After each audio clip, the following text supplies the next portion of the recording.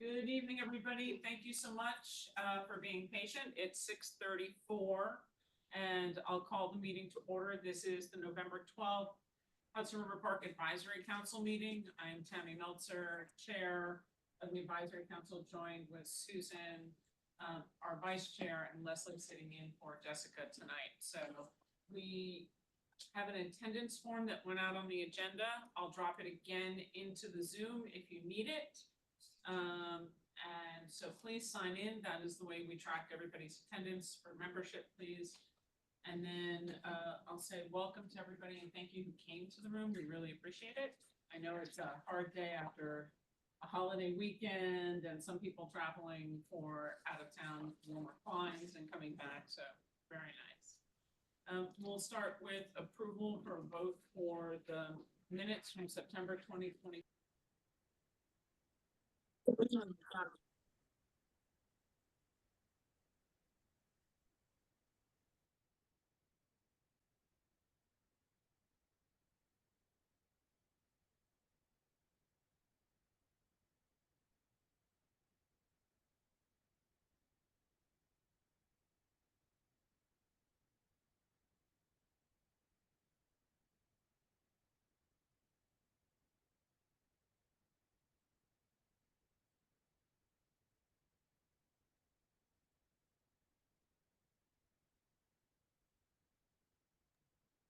I think Robert muted the room.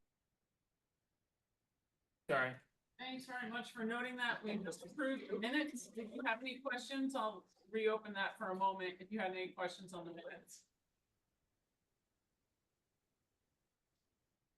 Hearing none and seeing none, we'll continue on with the September minutes. Approved.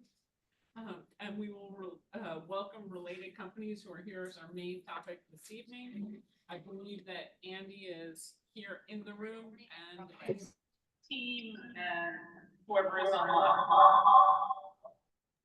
Sure. Good on the audio. Okay, great. Hi, I'm Andy Rosen. I run Hudson Yards for Related. Thanks for having us. I'm here by Charles Byrne and Andrew Siegel from our team, as well as Michael Weaver from WIN, our partners on the Zoom. So thanks for having us. Feel like I can start on our project. Yeah, let's wait until Robert gets the thing all set up, so we are in the room able to see everything it's all in here. I think you should be able to.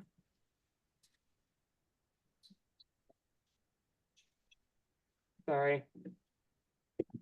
Ew.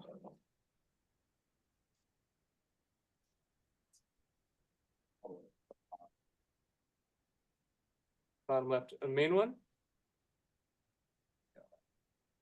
Control L. There we are. Great. So again, thank you. Thanks for having us. We're excited to be here. We are a longstanding neighbor and partner with Hudson River Park, and I think we've worked very well together in the past throughout a bunch of changes on the west side and some that I think have really made for a great park over here and one that I use very frequently as a neighbor. So really appreciate everything that you guys do for the west side of Manhattan. I want to talk a bit about our proposal at Hudson Yards West, which is an extension of what's been built so far at Hudson Yards. We have a proposal to finish the yards, to complete the development over the rail tracks that are between 11th Avenue and 12th Avenue from 30th Street to 33rd Street. So here is a rendering of the project as proposed on the screen here.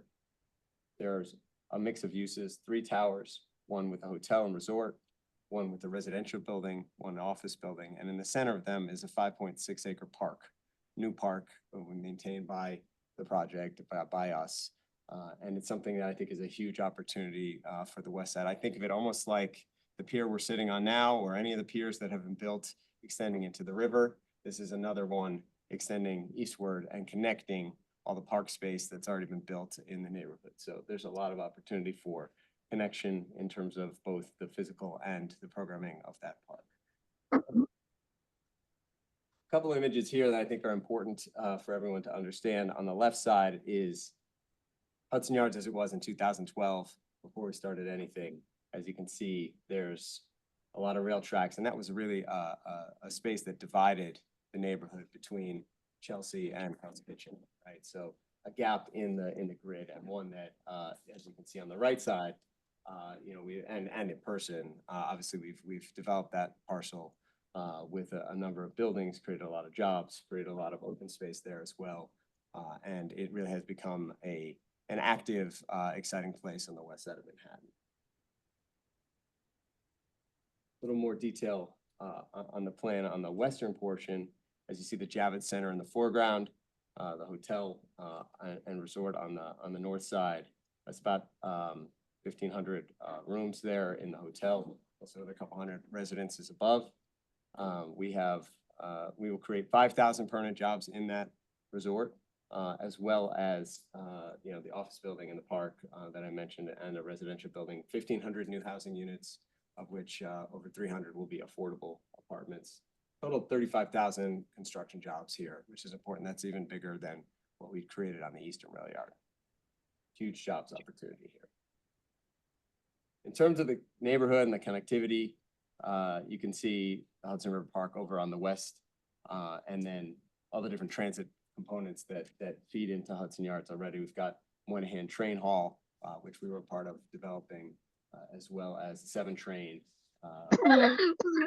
different ways to get here, you know, all sorts of opportunities as we talk about it with our tenants and prospects who have come here so far. You know, the transit connectivity of this location is one of the best attributes, right? And it's a real opportunity to bring people in from different places throughout the region.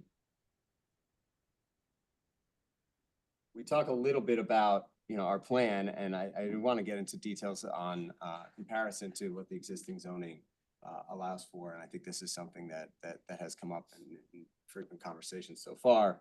To be clear, we're not changing the total amount of density that's been authorized on the Western Yard. 10 FAR, 5.7 million zoning square feet is what's zoned now, and that's the plan going forward. We're also not changing the uses that are allowed under the existing zoning. So there were different thresholds, minimum and maximum, but we're staying within those bands for this project.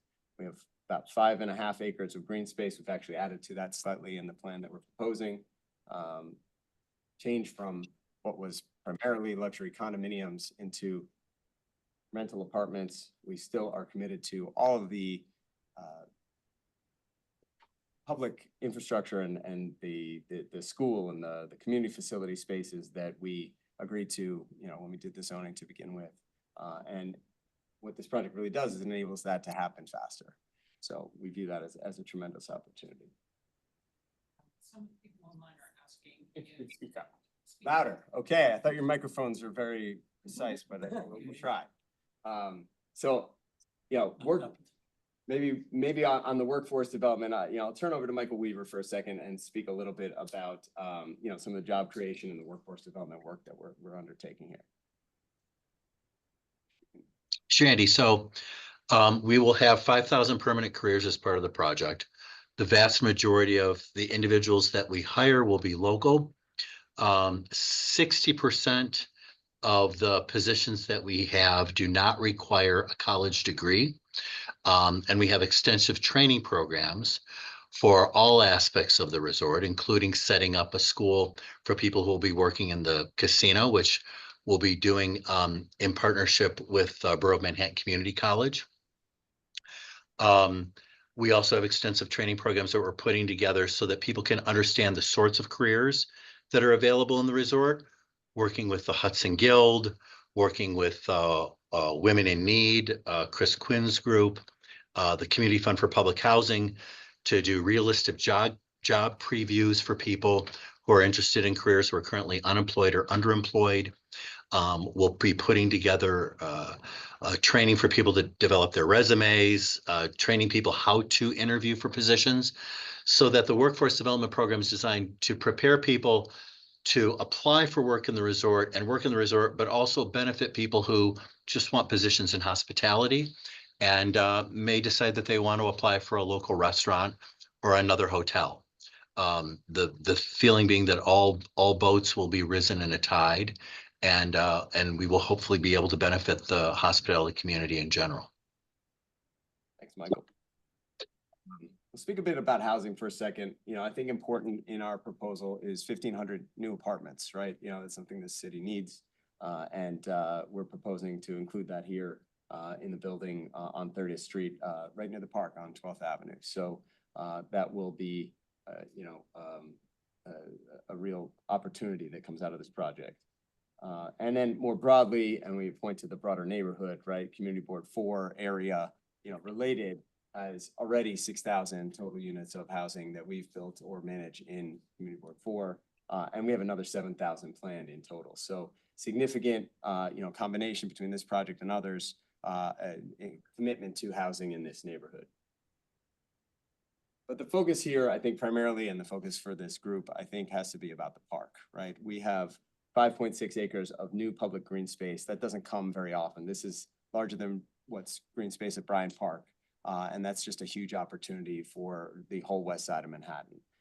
We have looked carefully and worked closely with our landscape architects and our designers to come up with both a programming and a space that we think is going to be engaging for locals, for visitors, and be programmed from, you know, daily programming, weekly programming, monthly and annual programming that will all meet different folks' needs, including active recreation, including lawn space. We have some renderings that we'll show you shortly.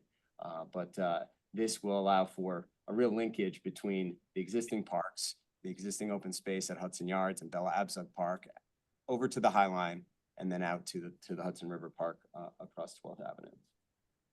So here's an image looking from the west to the east of that park space. Really a beautiful landscape. I think this will be, you know, a tremendous addition to the west side. Another image of that park space. Another one.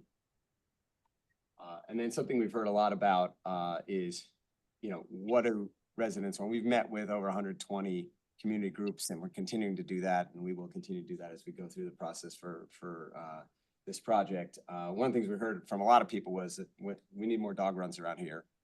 And so that's something we're proposing to add along 30th Street and 12th Avenue. This is an image of a connection to the High Line.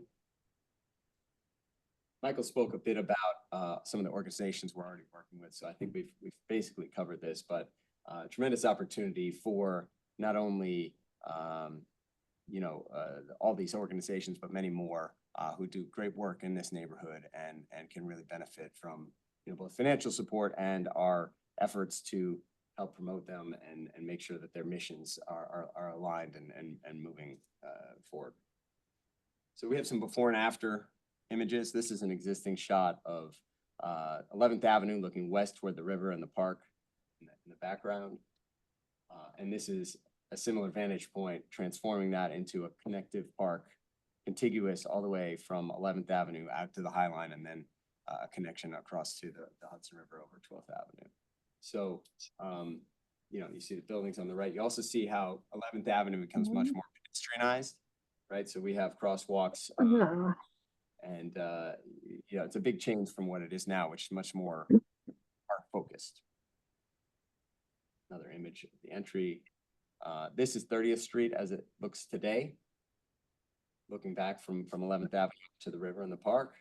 And this is a transformed corridor, which will provide access from existing spaces that we really think people want to go through. So it's going to be a major improvement.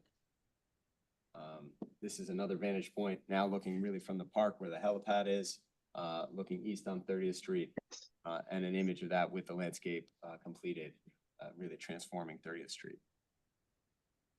33rd Street is an important part of our proposal here and what we're looking to do. So right now it's used as a parking lot for NYPD, and the street is closed to the general public. Behind that yellow wall in the background are trains. And one of the challenges here is, you know, getting site access from roadways. You see another image of it here. this is not a place that people enjoy walking. And this is what that will look like as transformed.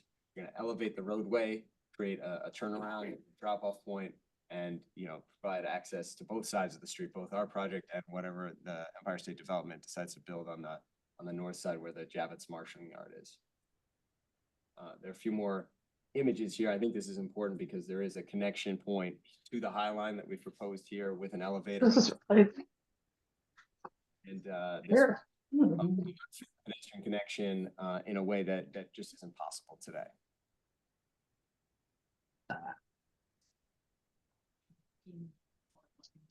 It's packed, or it has to be, but I think so. Okay, we'll try to keep going. I think we're okay there. So, I'll put this. yeah, sure. So, that's our general presentation about the project itself. I do want to get into, some of the process and where we sit right now and, planning, and then we should talk a little bit about opportunities for collaboration between us and the park. We have a ULURP that we just certified, right? So that's the first part of this process we'll be going through to modify the zoning. The main changes there again are to the footprints of the buildings and to the park space to make it contiguous. And we'll go through that process over the course of the next 7 months. And then following that, a gaming license application is expected to be due at the end of June for the state of New York. And we will file an application at that point, and that process is likely to take the balance of 2025. So there's sort of multiple steps to the process. We're in the middle of it. We're in, a lot of, again, conversations with different community groups, and we welcome the conversation with you guys because, again, I think there are real opportunities to link up the last piece that really hasn't connected to Hudson River Park. And I know this piece of the park is one that hasn't really been redeveloped yet, like the others have. And it's an opportunity for us to work together to ensure that experience is terrific for everybody. So this is broad outline of the timetable. And then there's another picture of the project. So I'm happy to take questions from the group, and we can kind of go from there. All right, well, it's a lot to talk about. We're go around the room and go online. If you have questions online, please put your hand up and I'll go back and forth between the room and online. You want to start with?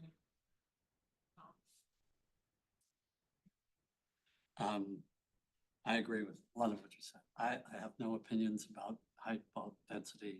I'm a park guy.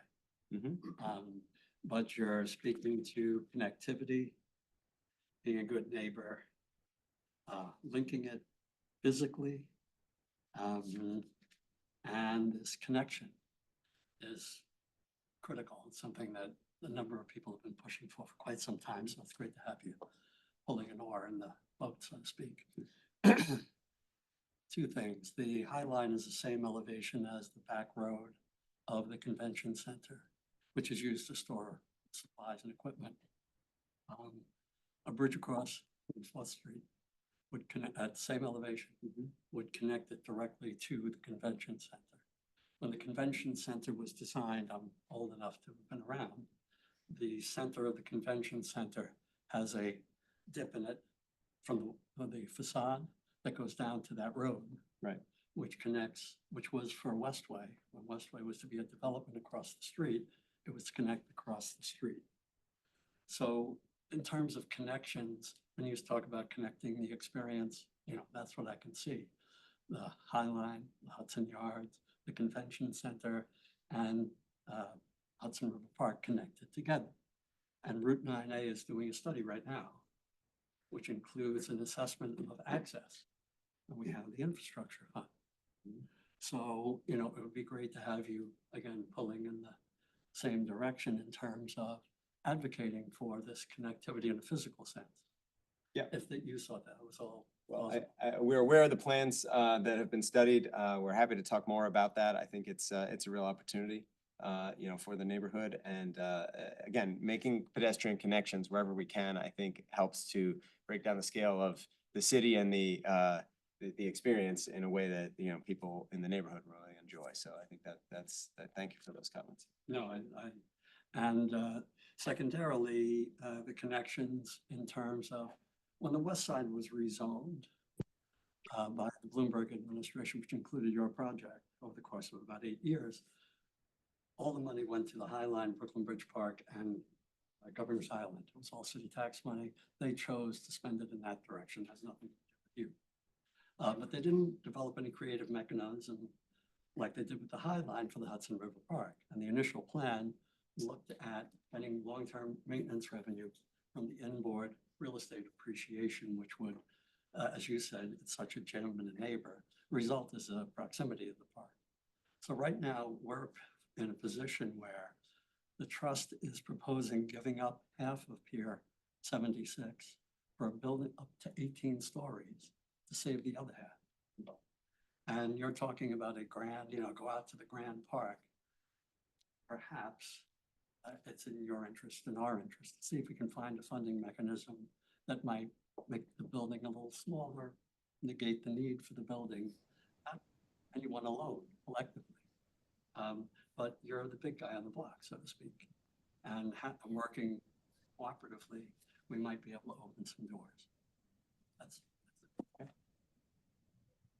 Questions? In the room? Anybody else? Yeah, I do have one question. As far as I see, you're gonna be offering union jobs for construction, right? Is that also include union jobs when the project is completed with personnel and stuff like that? Yeah, absolutely. And that's one of the things we're really, proud of here, 35,000 union construction jobs during construction. But once this resort is operational, there are 5,000 jobs, permanent careers, at the Wynn Resort, which is a pretty extraordinary number of jobs. Now, we've created a lot of jobs with Hudson Yards already, both on construction and operations, but the scale of a resort really, and one at a 5-star quality like Wynn, really employs a lot of people. Just one more question. As far as outreach with the community for these jobs, will you guys be visiting community centers or organizations in the neighborhood such as LHLC or Fulton or Hudson Guild recruitment? Absolutely, yes, on both of those specifically, and many more. And we've already established some partnerships. We'll establish many more. And again, there are lots of people in this neighborhood and beyond who need work, but we want to focus on the folks who can really benefit from these jobs.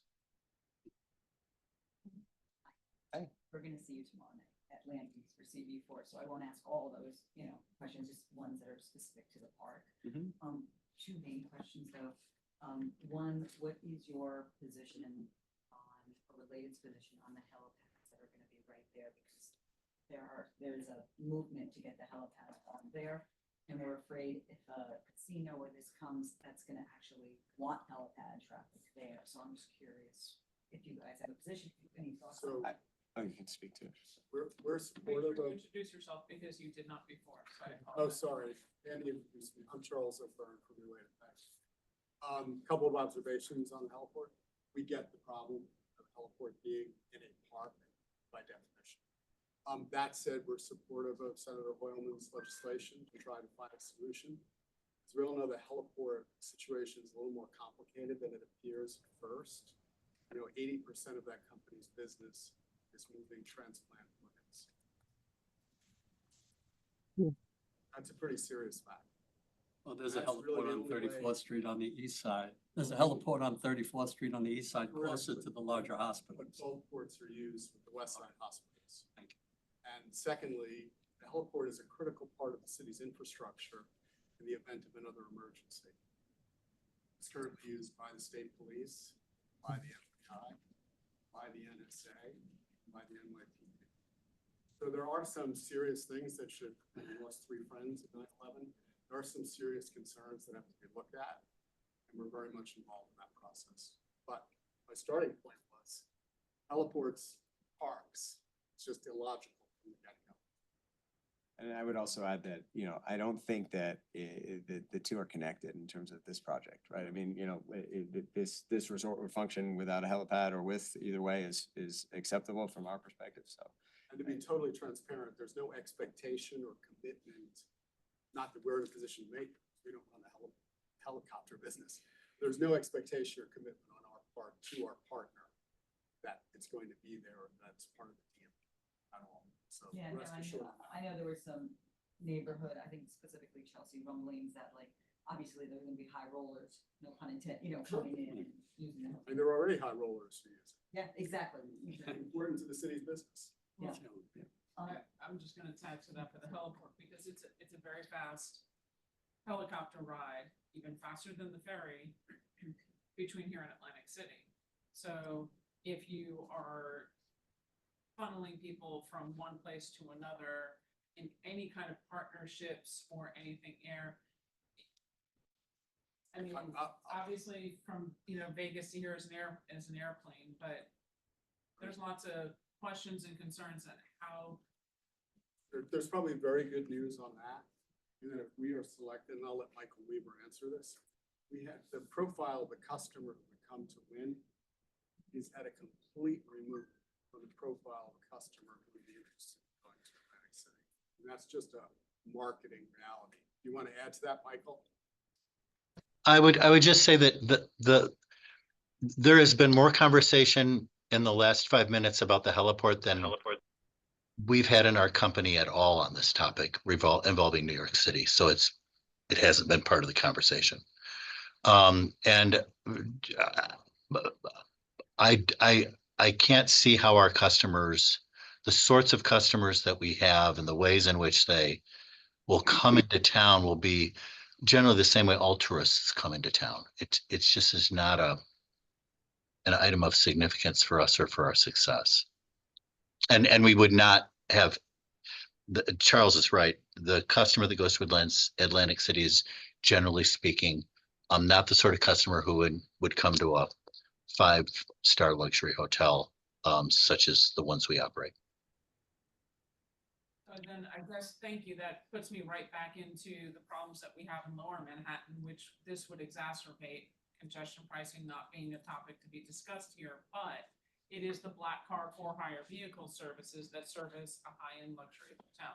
That is the way that works. And I noticed that there is a significant reduced parking. I'm not advocating to have parking, but I am advocating that you have to provide in your plans, whatever happens there, a location for hire vehicle drop off, for hire vehicle pickups, and quite frankly, all the things that need to support those services. So hotels are very good about building for their employees, but hotels are not notoriously good at building for all the support services that support that. So the tour buses that come and drop off, I don't care if it's a 5-star hotel or a 3-star hotel, you still will have tourism, and tourism brings buses, and tourism brings for hire vehicles, and tourism brings those kinds of things that clog the streets around you, which are not park friendly, nor are they residential friendly.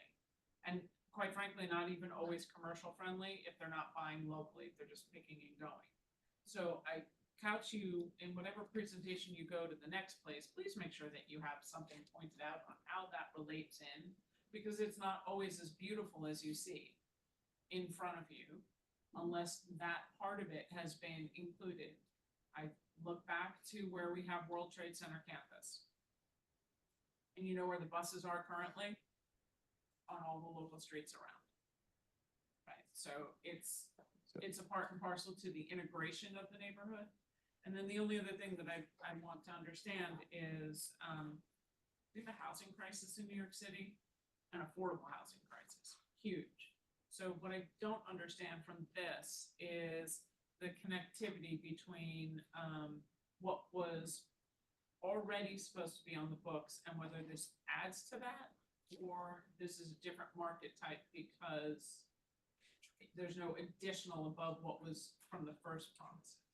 Because obviously diversified socioeconomic housing also provides park users of different levels.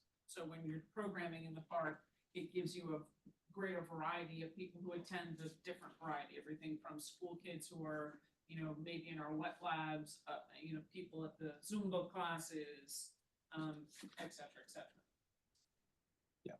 So I guess in terms of the impacts of traffic and those kinds of things, we have begun that study work of, you know, how different intersections would be impacted. And we've done a lot of thought around drop-offs and how those things can work. And we'll continue to work on that to make sure it's as efficient as possible. Obviously, there will be some traffic impacts from the project.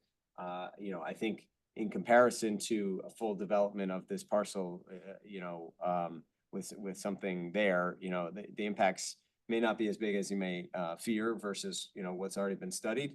But we are looking at all those pieces. I will say, as relates to the park specifically, at least our draft environmental impact statement, we have not seen any impacts to the park from to the Hudson River Park from the draft EIS. So, you know, that hopefully is helpful from the park's perspective.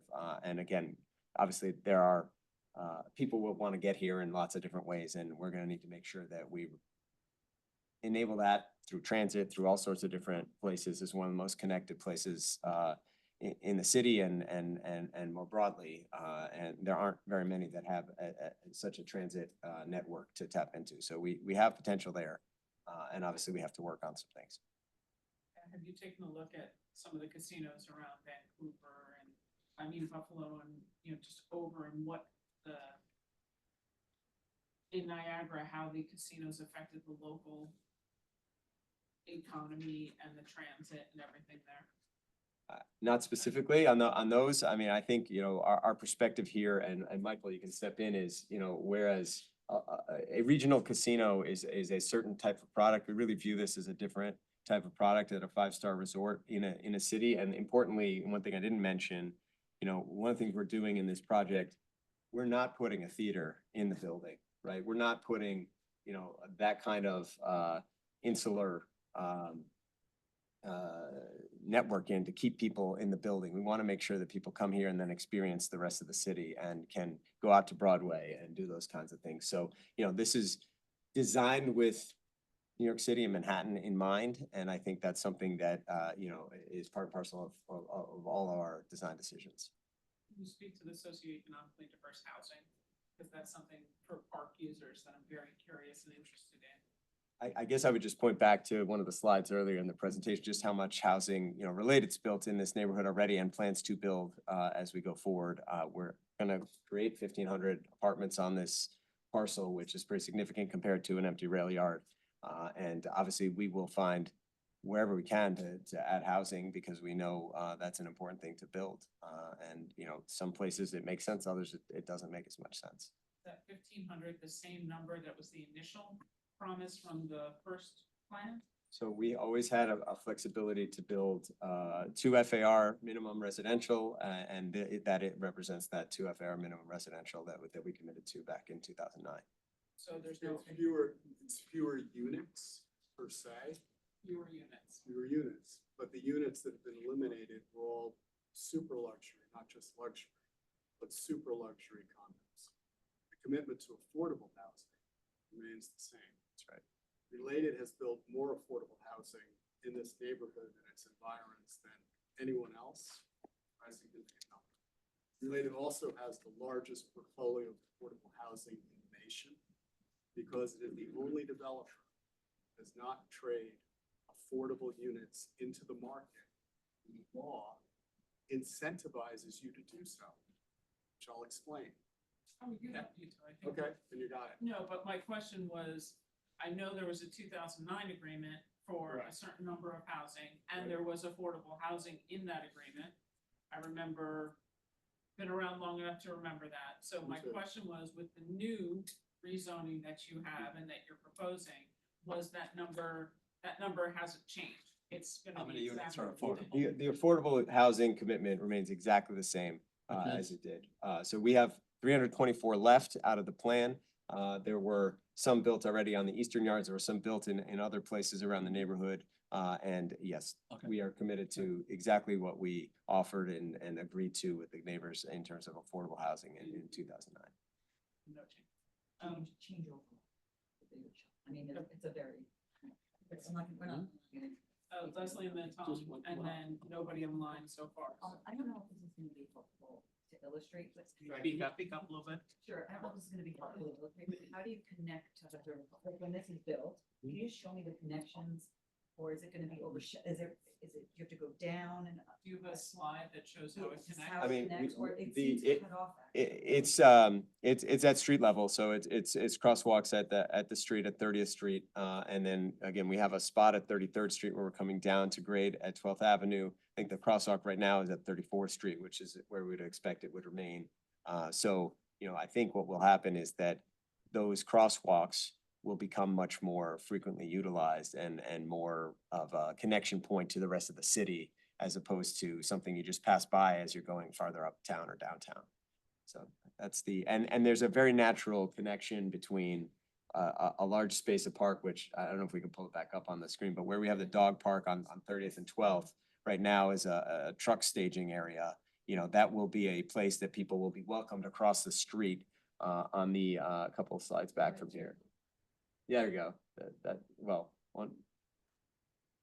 This location, right? We're at 30th and 12th here, so you've just crossed the street, That's looking east. looking east on 30th They're Street. looking west? Yeah, that shows how you're going to connect. Yeah, I'm just curious. To the park. I don't know if we've developed that yet, but we can. Like, that's looking west. That's looking west. It's just in the far distance, you see the Hudson River Park. So we could bring this view farther west and you can get a sense of what that looks like. It's really important to understand that it's not a back door Yeah. and that it is a true connection. I think that's what. Very Leslie's much. trying to get to. And we're all about connectivity there, and there's also connectivity connecting to the High Line at that location.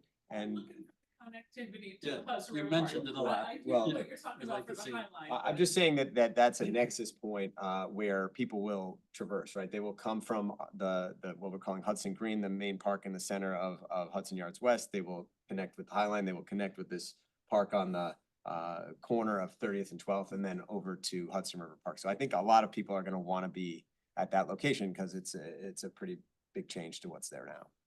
My last question is, Robert, can you send the overhead plan? We're just, and I'm. Here, sorry, we aren't sharing screen at the moment, so let's, Okay, it's, you don't really, I think you know, where is the school and where is the school play, the open space for the school? in So relation? yeah, the school is entered off of 30th Street.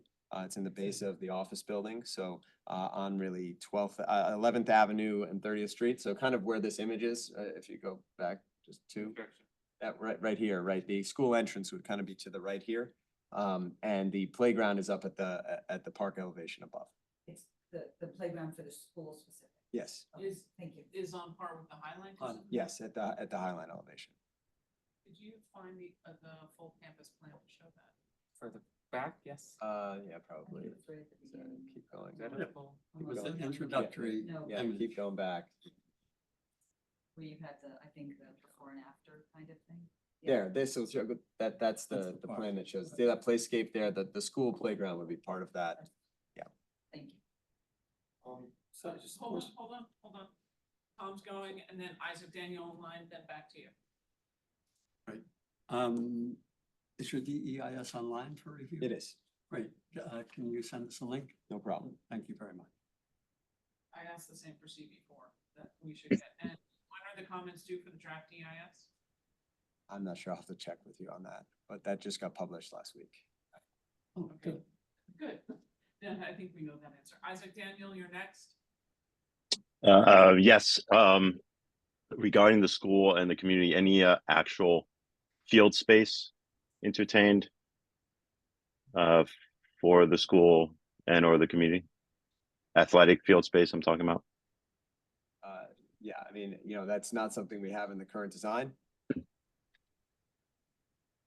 There'll be a school playground as part of that, but it's not a field. Well, it depends on the park for those types of activities. I would hope so, yeah.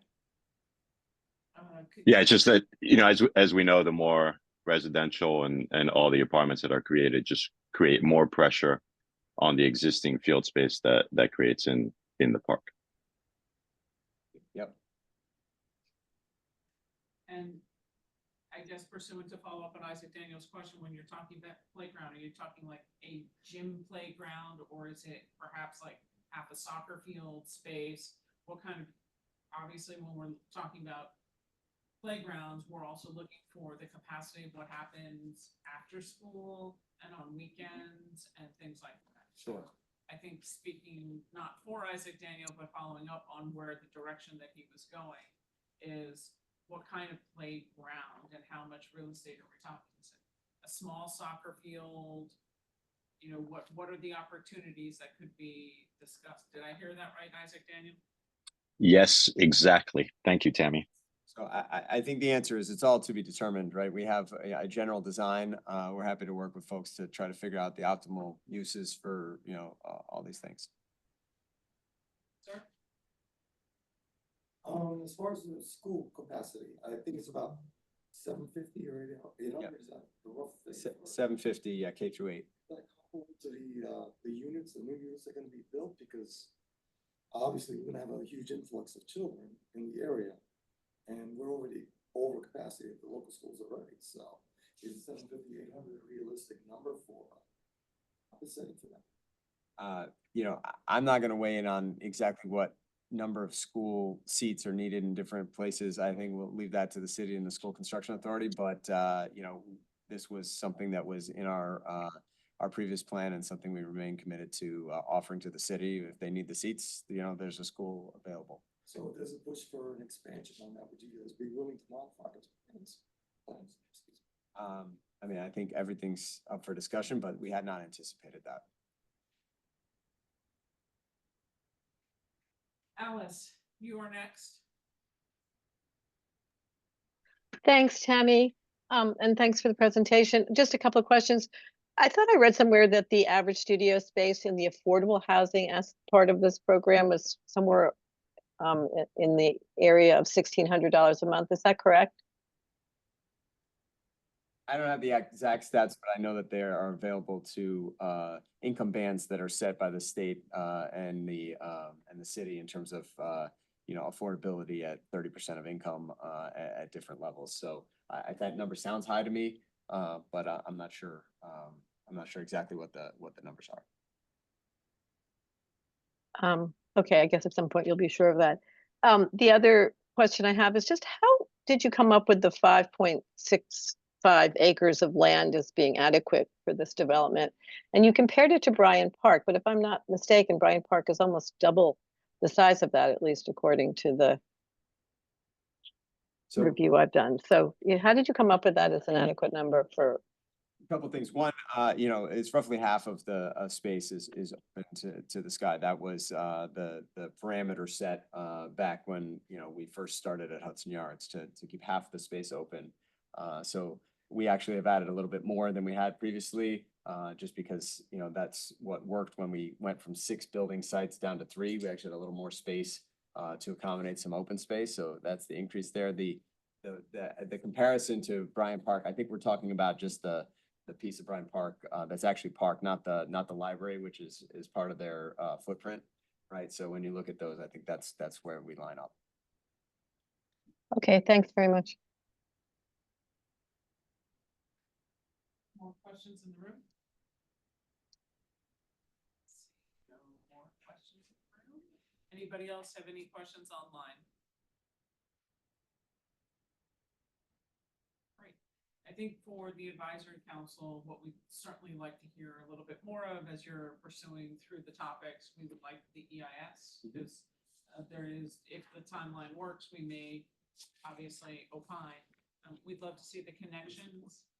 This is kind of a summary from what we've said around the room, right? We'd like to see how it actually connects on the back end, because the most important thing is to understand whether we're at the back door or whether it's a gracious exit and it's actually an outreach to Hudson River Park. It should be, and we will make sure that we work with you to ensure that. And then how the connections will work both with related Win, who is your partner here, and how connected they will be with the park through either your friends groups, which is our fundraising aspect of the park, through equipment sponsorships, donations, connections, physical Yeah. and natural. Yep. I mean, that's super important. And lastly, if you could bet around amongst your colleagues, if joining us in advocacy for a link that does the High Line and the Convention Center and 76, it also benefits the project as well, and Mhm. would really benefit the west side, if you will, your neighbors. Yep. Thank you. Makes a lot of sense. Thank you guys for your time and attention to this. I know it's, in the vicinity of the park, not directly in the park, but we want to be good neighbors, and I think we should have a lot more conversations and make sure that as we build, we build in a way that works best for the park. We would not Thank you. disagree with that. Thank Thank you you. very much for coming. Thank you very much for Yeah. coming. And Appreciate it. we look forward to, you're welcome to stay if you'd like. You certainly don't have to. It's whatever comfortable for you guys. I'm sure you have a busy Tuesday evening to do. Good, thank you very much. All righty. Yes. Thank you. Thank you very much, everybody. Okay, let's move to our agenda. So we're up to the safety committee. Both Mr. Williams and Mr. Oster are out today. Oh, wait, no, sorry, I forgot my advisory council meeting dates. So we have been, our requirement is to meet 6 times a year. We have dates laid out for 2025. January 18th would be the first. March, we're working on a confirmation to try and make sure the most amount of people will be available from at least the core executive committee. Confirmation will come out next week, and then May 20, June 17, September 16th, and November 18th. These might be subject to change. We did try and go where we would avoid the most amount of holidays that we can, as well as having enough robust information as we march along towards sale 250. So if anybody has any thoughts, comments, suggestions, please shout. Well, and the executive committee has already decided that we'll be holding our executive committee meetings a week prior to, or 2 weeks prior to the general meeting, so that before the meeting, everybody actually gets an agenda and background information that we feel is relevant. And hopefully Robert's report as well, because it's definitely difficult to get people to attend a meeting when they don't know what it's about until the last minute. So have patience where we're working on that. Anybody else have anything? Okay, so moving on from there, safety committee, Michael and Alan were both out. But for our safety committee, but I'm gonna have Mary, you were at the meeting, correct? No, I actually missed the committee meeting. I Okay. did too, so. Oh, goodness gracious. So I think. They have a report. I was Yeah, there, we have a report. I think Mary, you have one update since then, if you don't mind giving it, Oh, and yeah, I will pull up the safety report and go from there. There were a couple of maritime specific incidents, and so I just wanted to bring it up as a possible pattern, even though you can look at it as falling into, a public space where people need to secure their stuff. Lilac got broken into in October.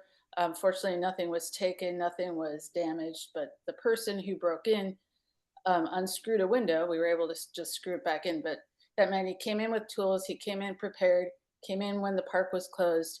He was wearing a kind of expensive sailing jacket, which got some of my volunteers' attention. And then right around that time, I ran into Chris, and he happened to mention that a couple of dinghies had gone missing right around the same time, one from Pier 25 and one from Pier 40. And so I just mostly wanted to plant that we might want to track the maritime incidents separately, because they're in the water for one thing. And who controls the property is a little different, even though it's in the park. It's not like buildings that belong to the park that are occupied by tenants, because the ships belong to private people or organizations. So. Right. Well, Thank you, Mary. I'm gonna give, it kind of dovetails very well into the notes from the safety committee that we got from their October 30th meeting.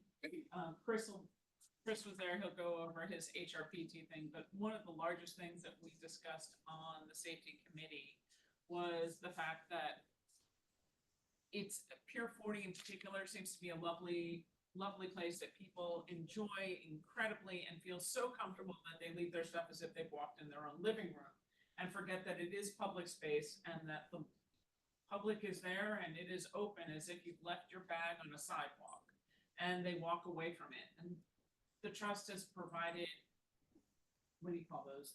Wheelie carts? I don't know how else to call them. What do you call them? They're dock boxes. For the teams to use, and a lot of times they put stuff next to the box, on top of the box, but not in the box. And it seems like everything else, it's a very, it's a tough thing for people to learn, but I suspect once they've gotten their stuff taken. No. Goodness We do gracious. not. That's why the I re- thieves keep coming back. They keep replacing the originals. So I think it's incumbent upon anybody who deals with the leagues and anyone who knows anybody in all the teams, you just need to keep telling people and your own kids when they go to said fields, please do not leave your bag on the sidewalk. If you think that it's safe, it needs to be at your feet. That's it. Or you need to have a grown-up who's actually watching it if you're not there. It's just not working otherwise. That's one of the biggest things, and unfortunately, you can't control people. So with that, I hand it to Mr. McGann. Deleted, Chris. Yeah, I really wasn't ready for this, but I think basically you covered it. We really started out with the beginning of the year, the school year, with the larcenies and the thefts at Pier 40 really went through the roof. We had a hard time getting a hold of it. And I'm happy to say, I think we really did now. And it was a huge effort on everyone's part. There was a few arrests made by PEP and by NYPD. We were a very aggressive, proactive approach to going out, reminding people, actually dragging them over to the dock boxes. The dock boxes, just so we know, are these big white containers that can slide across the field. And the idea being, if you have 20 guys on your team, you throw everything in the box and you drag it where you are. And it's not locked. We can lock it, they can lock it. But most importantly, if anyone goes to that box that's not a part of the team, you know something's up. But like we said, they were leaving it on top. They were actually opening them and blocking it so they couldn't see. We'd remind people and then they'd come to us 45 minutes later to say, I know you told me, but our stuff got stolen. And as far as repeat customers, we have a lot of them are young kids, high school kids, and they just, the loss doesn't affect them the way it may affect some others. And they don't care. And our bigger concern, even if they don't care, if they lose it, is it makes it an attractive spot for thieves to come. If they don't care, their parents care. Well, No, the parents don't look Keep at both. either. They don't care. It's all of the above. And like we had high school, we brought the coaches down, we did a walkthrough, we showed them, and then they had some ideas and we were able to close some gates while they were there. And, working together, we made a difference, but it's not going away. It's going to be a constant effort. We remind people at the beginning of the year, next year as it comes, we'll be even more It's aggressive with it, or proactive, I like should say. leading the spring season, a lot of people who haven't been on the field suddenly are. Same with the fall season. We do a lot of reminders. We do regular meetings with the permittees. They have to submit safety plans. We send emails, we call them. We push a lot of folks to do it. Unfortunately, until it really hits, it's painful. And then the season changes. Yeah, and then Young kids, and it's new, yeah, right? It's new kids. Yeah.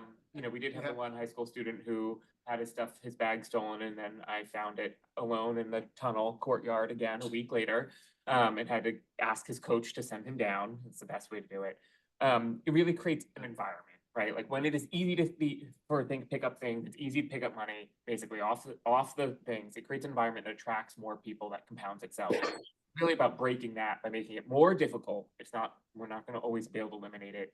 People are going to thieve. We live in New York City, it's public spaces. But by making it less attractive to thieves, what we can really do is hold that down to the minimum as possible. It's a real work in progress. It really involves working with their leagues. Each league has to come up with their own plan. Each one has to have their own piece. We've been talking to folks. We've been meeting with different leagues, heads of leagues, who then have to pass it on to coaches, those who are on the ground, who have to pass it on to parents, who have to get it on to kids. It's a real game of telephone. But it is, I think we have gotten, this season seemed to have gotten a handle on it. And you'll hear a lot, and this will tell you, and I'll address what Mary said. It's this small group of people that are doing the majority of the crimes. And these are repeat offenders. We've identified some, we've arrested some, many of them are kids themselves, but now when they're spotted, we push them out of the park immediately. We're doing what we can, but it's a small group and they're gonna keep coming back. And, as Mary said, we got hit with some maritime crimes. And the problem with that is we didn't always find out about them in a timely manner. And it was one person for, I'm certain, on October 16th, person came at 3:30 in the afternoon and took a dinghy from Pier 40 that was unlocked. We started beginning of the season, telling everyone to lock their stuff up. He takes the dinghy out to a sailboat, gets on it, takes some stuff, comes back, ties the dinghy up, and then comes back later on that night with a friend. And they go out at, I think 8, 9 o'clock, and they hit a couple more boats and the dinghy doesn't come back. That person, that was on the 16th, on the 17th, Mary spoke up burglarized, and that was at 1:40 in the morning. They got on the Lilac. They were on there till 2:27. They got off, and I have them on cameras. And they go to the marina, and he steals a dinghy, Also, and he goes out to the boats there. On the 23rd, a week later, I don't have this on video, but I assume it's the same person. He goes back to the Pier 25 marina, steals another unlocked dinghy, goes out to some of the boats and burglarizes them. Because it's the end of the season and people aren't on the boats every day, we're not finding out about it right away. So the marina's reaching out to people. Jim Gill from our side was reaching out to our tenants on the moorings, and we're finding out, a lot of these boats got broken into. They're not sure when. Some people aren't sure everything you have on a boat. But we know, it was one person as far I'm certain of, and we know about it. Next year, we'll, remind everyone at the beginning of the season, lock the dinghies, maybe do some checks ourselves. One of the dinghies was cut loose. We recovered it under the Pier 25. Another one, NYPD recovered. But again, they were all unlocked. We'll try to do a little more prevention ahead of time. Just quickly, one of the things they do look at when these things happen is where is PEP when this happens. So when Mary spoke up burglarized at 1:40, I have PEP going by at 1:17 in the morning, immediately before that. Then he walked out. On that same night, I have him going back at 2:45 in the morning. When they go by, the person is in the dinghy on the Pier 25 marina, and he lays down on it. They're not going to see him as they're going by. But I'm looking, do I have people in the place at the right time? And we do on that end. So we just work on prevention. The season's over. We won't have any more of that. So. Chris, I want to echo for everyone, one of the consistent themes with all of these, with the exception of really Lilac here, unlocked dinghies, unlocked boats, people not securing their pieces. They feel safe in our spaces, but it is like leaving your car unlocked, parked on the street. The concept that someone might walk by and try to handle, there's a limited amount that anyone else can do to prevent that if you're not taking a basic step yourself. Right. The Lilacs had steel doors with locks on it. He couldn't get into those. So they minimized the damage that we had. But with that, piece of it is that creating attractive environment. Somebody knows that they can go to all these boats and they expect them to be unlocked. And that creates an attraction for folks to come back and try again. You don't try around trying every door if every door you try is locked. You don't come back and try them all 16 times. But if you do have success, you are incentivized to come back, which, as Chris, the person said, they came back the next night with later that night and the next night with a friend to go try more unlocked boats. And there were some unlocked boats. And that's last. We do track them. We have great data we share with PD and our cameras. The boats were a little difficult because of the delayed reports, but I do put it all together and come up with it, and we know going forward how to address it. I'm just a question. I don't know. I remember when I was a kid, keys that night watchmen put in. Well, now you have GPSs, so you don't have to know where they are, but whether they're in their vehicle or feet. In places where there are marine assets, perhaps they should stop along their route and look down and in onto the pier. Right. So This way, at least No, of somebody course. knows, somebody's watching. Well, right, of course, after the thing I mentioned to them, I show them, look, this is you guys going by. Well, you could I do- don't fault them, but going forward, you tell them, you know, and we'll certainly check. There are the 6 areas. Yeah, Where you can add absolutely. the wagon. And I think we're all gonna check. Yeah. You know, when the season starts again, we'll look at are the dinghies locked up? We'll be, you know, kind of taking a proactive approach to everything. We had a similar problem with some of our boathouses with folks getting out onto the docks and kayaks that were tied up on the docks and issues with that. So we were able to work with PEP, sort of change their route, make sure they were including checking those areas out as part of it. We are constantly tweaking that. The amount of time and spaces that you could spend in this enormous park checking, so it's constantly a game of shifting to try to make sure that we're in the right place at the right time. Especially at night. Very hard, dark spaces. Okay, anybody have anything else on this? Oh, moving right along, I love that, thank you, Chris.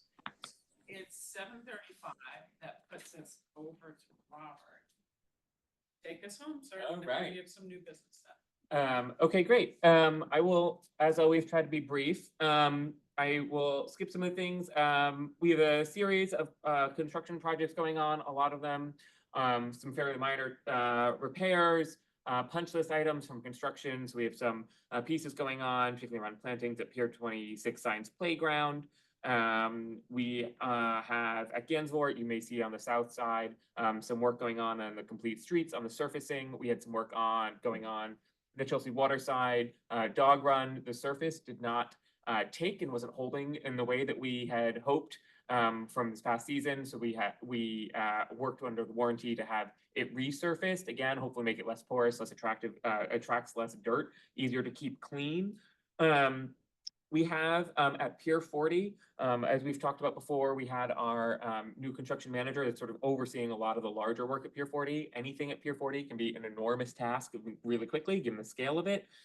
So they're looking at things, working on getting their hands around some of the issues, fire suppression work, structural repair for the garage. That's some part of New York City's new law. Every possible crack has to be photographed and addressed and monitored. And we have from the grant we got from Congressman Nadler from some time ago, we're starting to look at moving forward with some of the courtyard, courtyard perimeter work, which is under this, and then also the HUD grant looking at some of the pedestrian safety around the outside edge, redoing that surfacing, redoing some of the railings, those sorts of pieces. Pier 97, thank you all for those who came to the ribbon cutting. I have some of the extra posters. I should bring it all to you for who didn't do it. They're really great. I wasn't able to carry it up today, but I will at our next meeting. We are making progress on the building up there. We are hoping by the end of the year, sometime over the winter, to be able to do it. Depends on some certificate of occupancy pieces. We had some stalled pieces or challenging pieces due to some utility hookups, which you'll see are particularly right close to the Esplanade bikeway and sort of walkway there.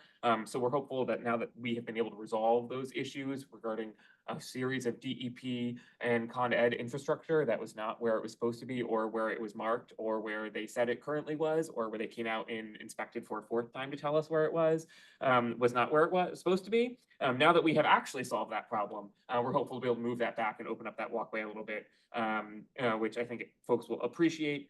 And moving on in the environmental sanctuary, we had release of the fishes. Over 500 folks came.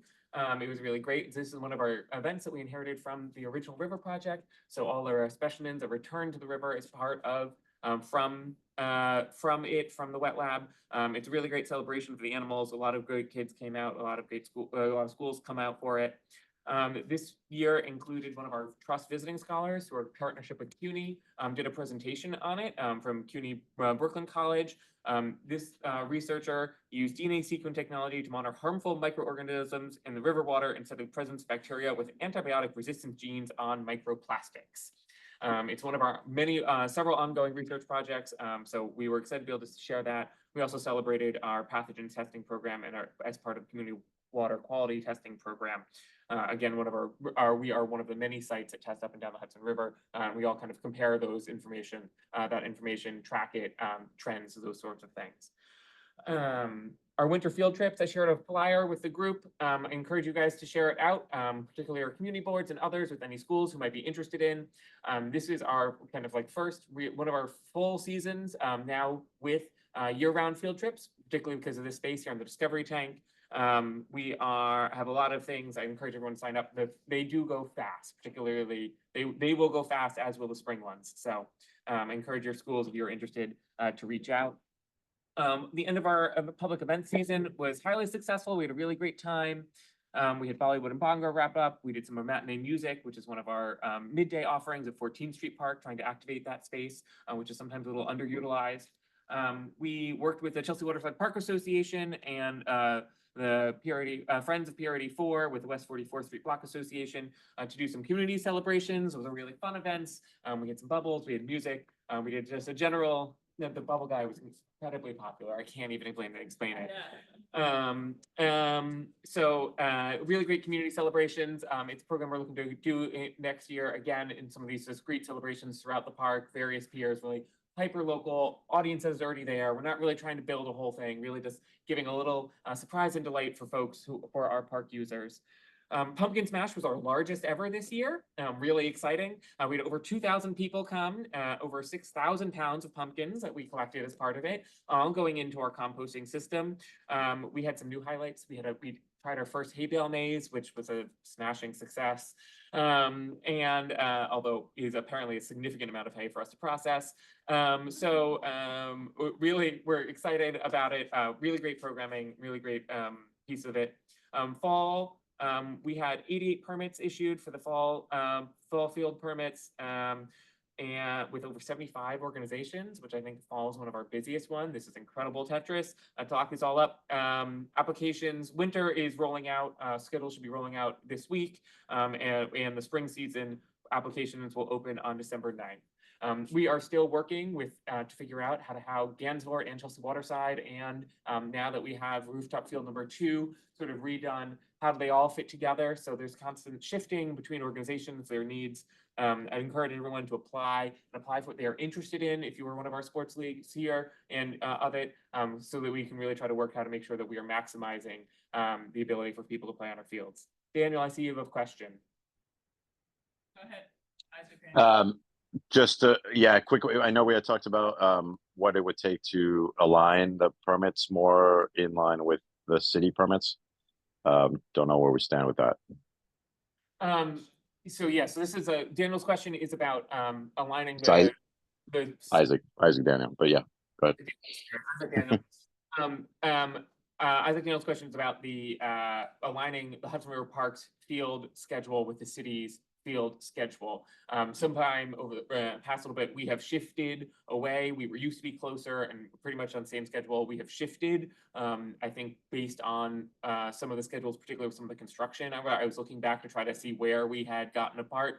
So we're going to try to shift those schedules back to realign our schedule to the city system, which makes it easier for field permittees who are looking at their use of fields beyond us. We are one of many sites that they are juggling and applying and trying to get through, and we want to make it as easy as possible for our leagues. So we are looking at it right now. I think we'll try to probably see that the spring season will shift it closer, given that we've already kind of collected all of the winter asks and it's already kind of well underway. So I think we're going to start going into next spring and try to shift to match it.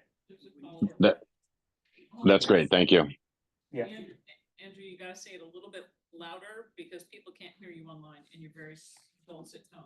Sorry, I was asking if by alignment we were referring to dates when people apply or leagues apply for their permits, and the answer was yes. Yes, and it's less actually about applying, more about the actual season dates. Ours are pretty open, but it's about the beginning and end of each season, so they are rolling. So because otherwise, when there's overlap, you have partial permit here, not there. When your league makes a series of jumps among various ones. Okay. Anybody else have questions on fields? Not about fields, Oh. but different. Let me finish the rest of the report. If you have questions, all right. Lighting, I know folks have raised, there have been some questions about bikeway lighting. We are aware of them. We have raised it. I know Community Board 1 has also raised it. There have been issues with City DOT and State DOT on lighting along the bikeway. They've replaced a segment of their lights with LED lights. We know that they know that there's a problem. They're actively working on it. So if you see it out, you certainly can report it. But just know it is something that everyone is collectively aware of and they are working on. I want to flag that the Christopher Street entrance, so the part of Christopher Street entrance that is east of the bikeway, so the part that is on State DOT, State DOT is looking at cleaning that up. You'll see there's long been sort of the Jersey barriers. I think they were looking to replace that with actual nicer bollards, and fixing some of the pavers that are in that zone that are part of it. It's part of their ongoing work up and down the bikeway. People know the road notice repaving. They've redone some of the pavers along some of the drainage ditches and other places. There's some work going on at crosswalks in CB1 where they're putting in bollards and lift gates. It's part of their larger effort of doing some significant work across there. That one I think is going to be noticeable, particularly the shift from the Jersey barriers to something that looks more intentional. On the next one, folks may have seen already at Pier 45 and Pier 84, the old water taxi docks are gone. These were the structures. You may have seen them floating on the south side of each towards the entrance. We have been long monitoring them. They have not been used in a great number of years now. We've been monitoring them. They have been deteriorating. They kind of reached the end of their useful life and beyond. The pier, we had sort of intended to, under upcoming, hopefully marine work contract, we were going to intend to sort of look at them overall coming up in future months. Over in October, or late September into early October, the dock at Pier 45 began to take on water. And so it went from we had some time, it deteriorated quicker than we hoped, that we expected. So it went from we had time to had to go now while it was feasible. It was, given that the Pier 84 one was on the same journey, it was easiest to just kind of do them both at the same time. It doesn't change our sort of intentions in the area. We've all had on and off many a conversation with potential operators over the years. These were custom docks. If somebody wants to come back and we want to engage in that conversation again about potential water taxi service along the west side, we would be looking at new custom docks anyways.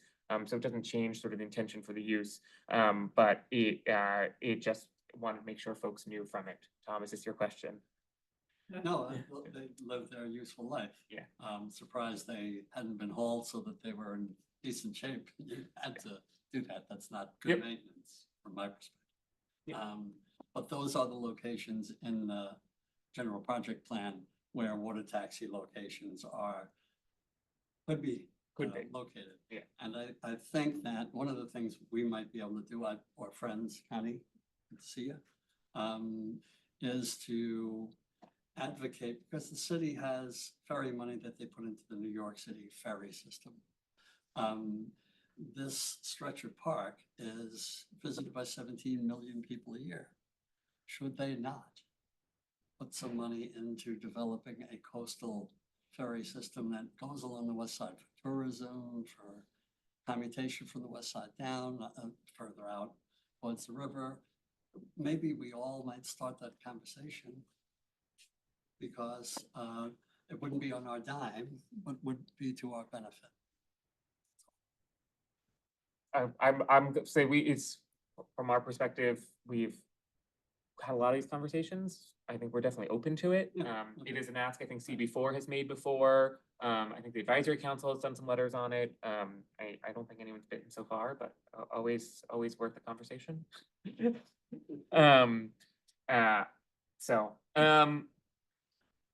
No, I got two more sections. I have two more sections, Tammy. That's why we want to report early, so we can waste your breath. Well, except even with that, nobody reads it. So, folks know we're in a drought. Our horticulture teams hard at work trying to keep our plants alive. Particularly, with new areas of the park, not all our plants are as established. They require more water, require more attention to try to keep them alive. The drought conditions are certainly keeping us busy at the moment. We got a grant from the Green Acre Foundation. Our Hort team brought it in, and we bought over 1,300 new flowering perennials. They wanted us to share that. We planted over 10,000 bulbs in October, and we will be planting more in November. We've had, I think, 77 volunteers event, including 9 green team events with our park friends. I'm bringing folks in to do it. I'm gonna skip safety because we already did it. Heliport at the southern heliport pier tab. Folks may know these are little stubs that were there. They've long been have a no load zones. They long kind of intend. We know that they were deteriorating. In the early hours of November 2nd, the southern pier tab collapsed, partial collapse into the river. We are currently working with the heliport, regulatory agencies, others, to work on its removal of the pieces of it. It doesn't necessarily change any of the future planning, which folks know is under the upcoming 29th to 44th Street plan. But we wanted to make sure folks knew it. You can see it. It is what happens when the structures get old and without activity. We'll also be inspecting the north tab. It is a structurally independent, I'm told, of the bulkhead, although we'll be looking at the whole thing. Folks, we've submitted our Battery Park City Resiliency one. We included some pieces from the Advisory Council. Hopefully everyone got the letter as well. And then finally, I will say on 29 to 44th Street planning, that planning effort has been moving forward. And we're looking to this coming in the next couple months, we'll be planning a public meeting to sort of do some of the engagement for it. We are looking at focusing on some of the pieces that can move faster than others. We've been, I think, very clear about some of the complicated uses of some of that area. They're still doing some information gathering on that, but we are really looking at the Pier 81 or north side of 79 through 84 zone. So those are the ones from 81 with Circle Line, those piers, and some of the areas right onto Pier 84 as sort of the first pieces that we think can move quickly or more quickly than other places. So we want to really start that and get the engagement around what folks are looking there and what we want to do from there collaborating. So always exciting to be able to one of the last unfinished sections of the park, unimproved. So we're excited to be able to tackle that. I will pause there and I'm done. Questions? And I will say, sadly, you cannot include one of the most important things for where we're sitting. On Monday, the Municipal Art Society awarded Pier 57 its Masterworks Award for Best Adaptive Reuse. It did. It is one of many awards. It is one of many awards, historic preservation awards that Pier 57 is one. We're very excited and appreciate the pieces of it. It is obviously a spectacular building. So, and I think from my perspective as both chair of CV1 and sitting on the advisory council, the private-public partnership that was so difficult to get to through so many things, though, created something that's really spectacular. It's an amazing asset. And quite frankly, I'm a little jealous, as I've said many times. You've got a historic structure that's a true public asset. So I wish that more people would listen. Mary? Hi, well, I feel like it's become a little bit of a broken record on my part, but since you reported on the Pier 97 ribbon cutting, which was wonderful, and the pier is beautiful, that is one of the places that's designated for historic ship docking. And I understand from Tammy that now the berth may be moved to the south side, but what are the plans for attracting a vessel there? And is there going to be a new RFP? We haven't figured it out. I think I think last time the trust did an RFEI for it. I think it is, we have to look at overall. I know we have some vacant ones. We don't have a plan on how to tackle that yet. We have heard you, right? It's of interest for folks. I think it is, still TBD from our side.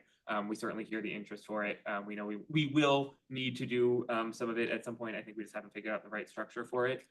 My understanding from last time was that they did not get the response necessarily that they had been hoping for. And so I think we have to really do some serious thinking and digging on how we can try to boost that. I will say, I am also tracking, their Sailforth 250 has a lot of conversations going on. We are looking at that also. They are, I know, it is a much higher level conversation than us at the moment. Among the many uses that are all happening in the city there, it is Sailforth 250, it is Fleet Week, it is 4th of July, it is also FIFA World Cup. So the city it is jam thing full of major events, all who want spaces, all who need things. And so there is a lot of those conversations I know are happening at a very high level with some of the governor's office, the mayor's office. And so we are I'm eyeing towards that, but yes, it is certainly something we are aware of on the request for the historic ships. One other thing, since you mentioned the problem with the water taxi docks, couple of us at Pier 25 and 26 have noticed that Citigroup has not been using their ferry dock. But based on what you just told us about the others, is there some maintenance being kept up even if they're not using it? And who's responsible for that? I will check. I do not know, but I will check. Thank you. Following up on the historic ship part, I was out up Pier 97 today and took a lot of photographs, bumped into Noreen. I heard. I heard.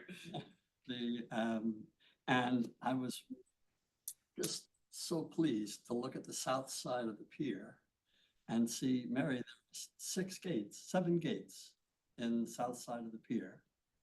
And there are cleats running the entire length of the pier. No bollards, but there are cleats running the entire length of the pier. So it looks like you anticipated having a bunch of historic ships on the south side, and the only thing precluding that is dredging. So, you know, if we can, unfortunately, I gave a talk at EDC's waterfront construction this week, and the guy who does the dredging for the passenger ship terminal said, if you don't have your permits already in the hopper, chances are you're never gonna make it. So do you know if anybody is looking at that particular time frame? Because I bet you I could hook you up with this guy who does it for EDC and the passenger ship terminals twice a year. So he's really experienced at it. Yeah, so the Hudson River Park Act restricts how and when the trust is able to dredge, and I believe it's for navigation purposes. I know, I helped, right. I know folks when in some of our early conversations with Sailforth and others, they were interested in possibly having the federal government come in and do it, which would make all of that much easier. If it is in fact the Army Corps or the Navy who is intending to do it, or the Navy telling the Army Corps they intend to do it, makes that a much simpler process. My understanding is that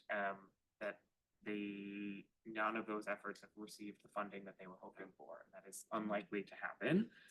You never know. If you find a financial motivation, the new administration might be very vested for financial motivation. And they are real patriots. They're gonna want to make sure that there's a great So, celebration. that's just kind of as far as we have gotten on that front. It is, you know, whether there is obviously a balance as everywhere else in the park between our many uses.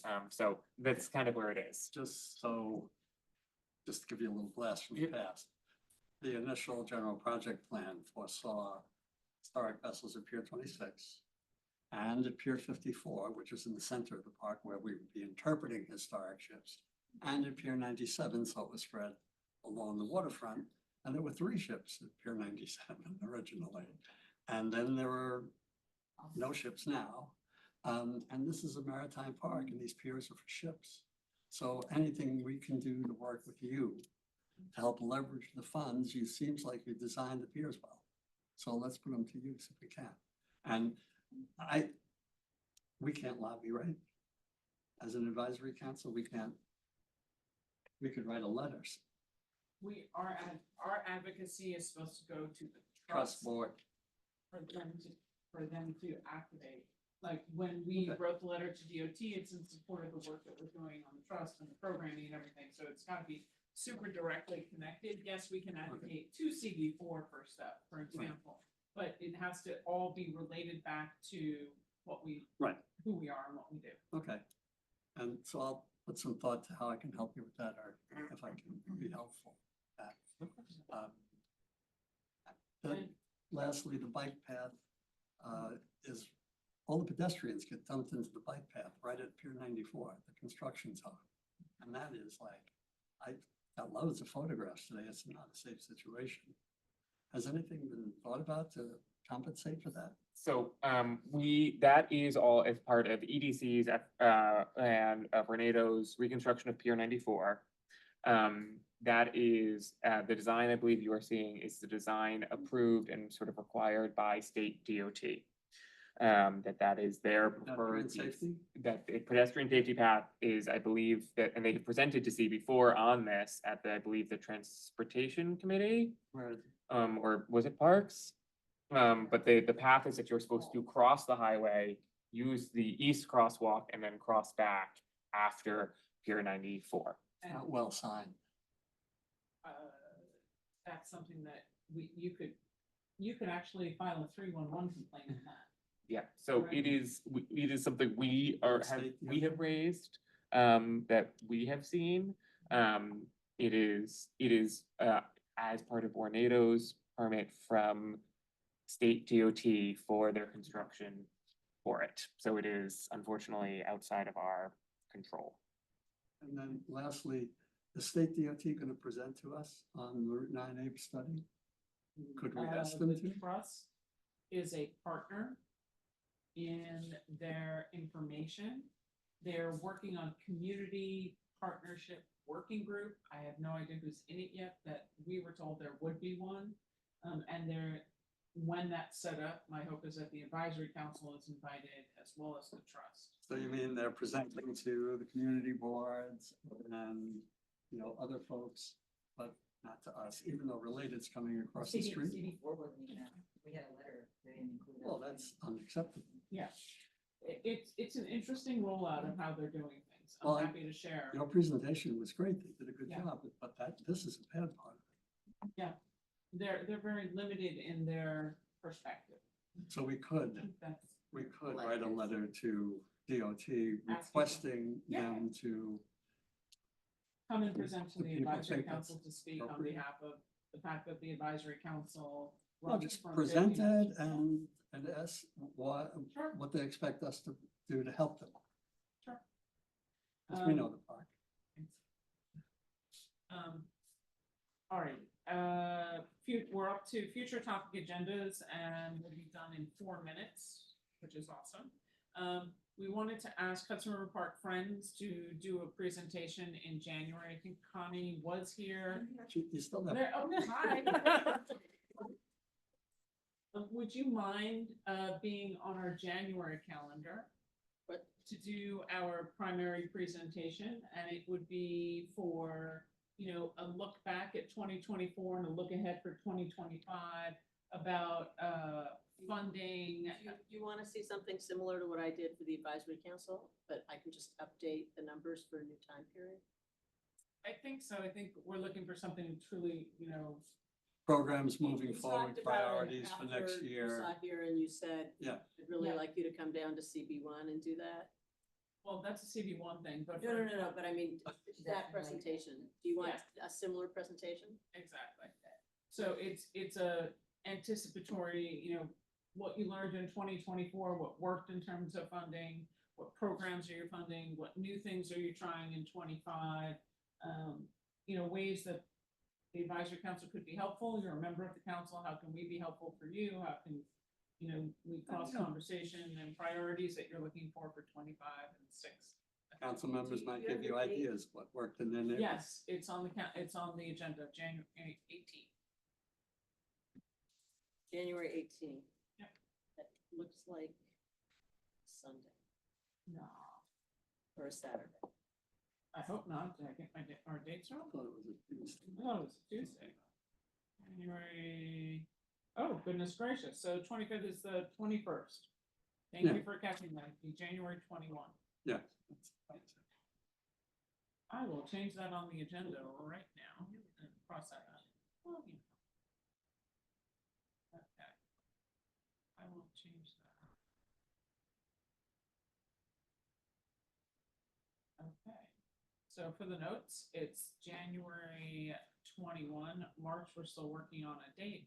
And just let me go back through and confirm as long as we're going down this road.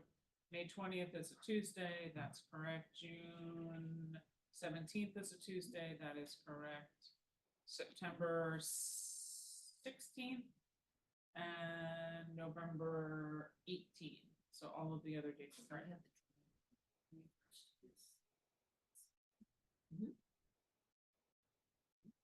Unless we can do the. Because that's CBG's executive.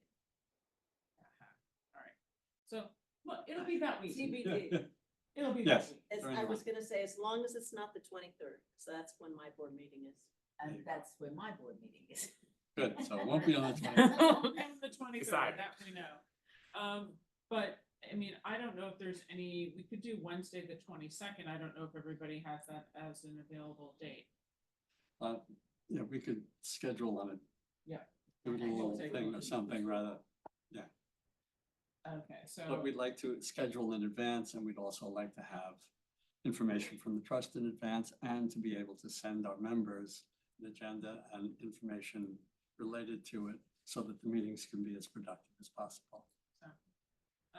We have new member recruiting.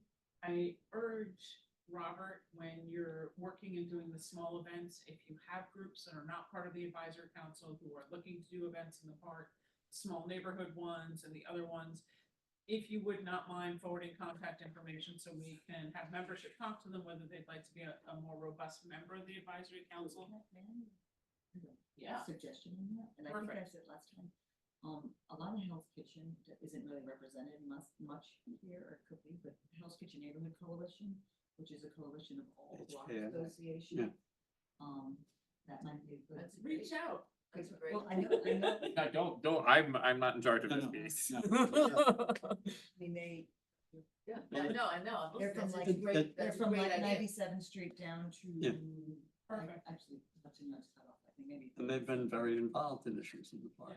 Yeah. We have Um, 2 spots, I- so well, in general, If- yeah, if we'll you connect the get 2 of you to get. Information, I will reach out. I'll get you like. It brings up a point, Robert, about, for me, about getting to the advisory council thing on your website.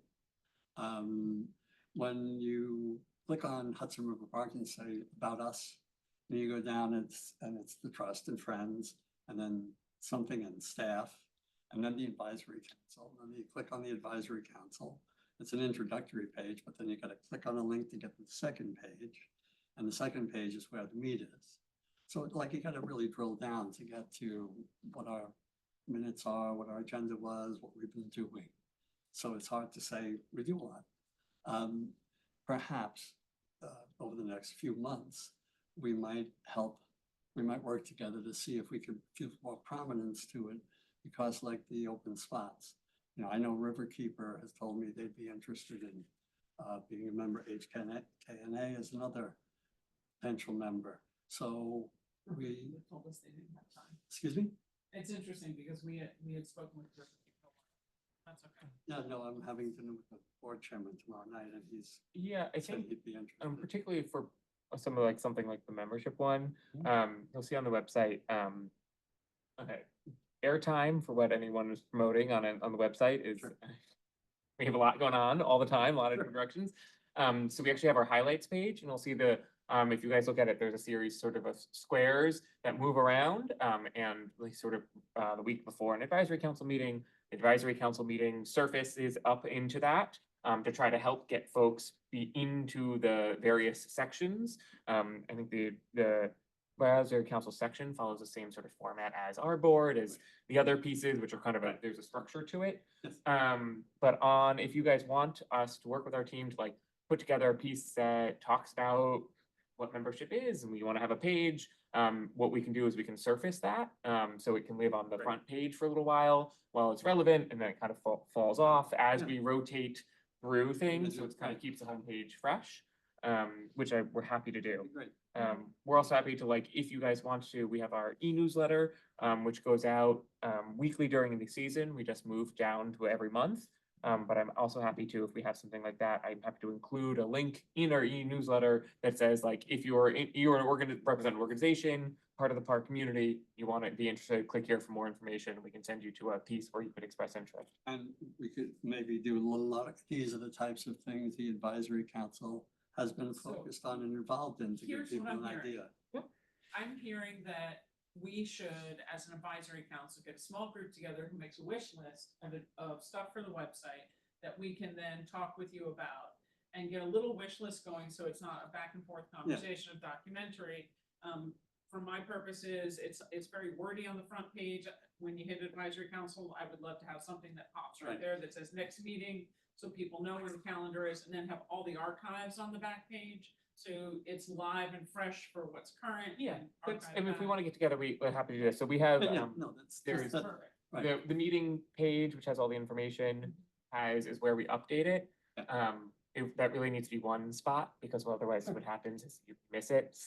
Yeah. There's gotta be like, one page has gotta be kind of evergreen, something else, and then whatever, if that's, we want to split that in some way, where I'm happy to look at reconfiguring how those fit together to help it look, keep it looking fresh and Yeah, engaging. like it's not boring. It's just so that when you hit. Some of it is government pages, they're gonna be boring, some of them, it's hard to say.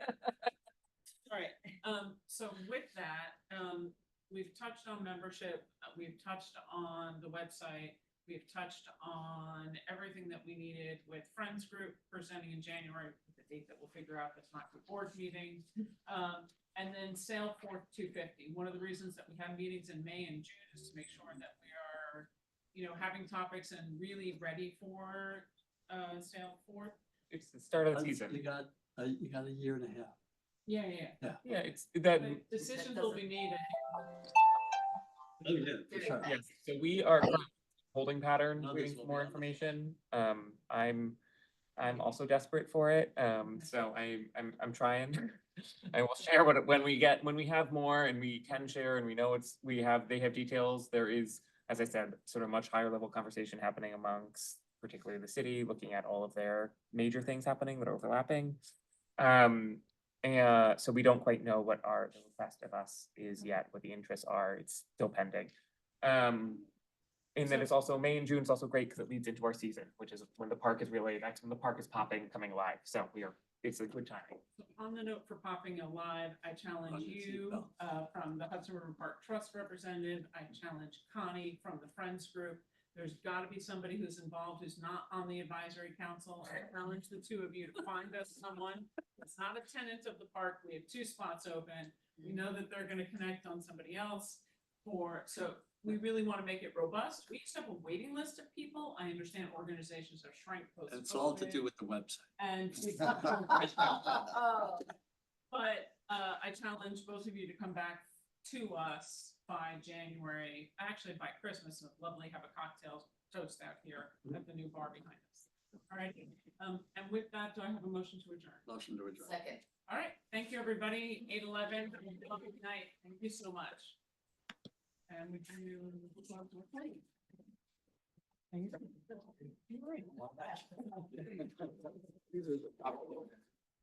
the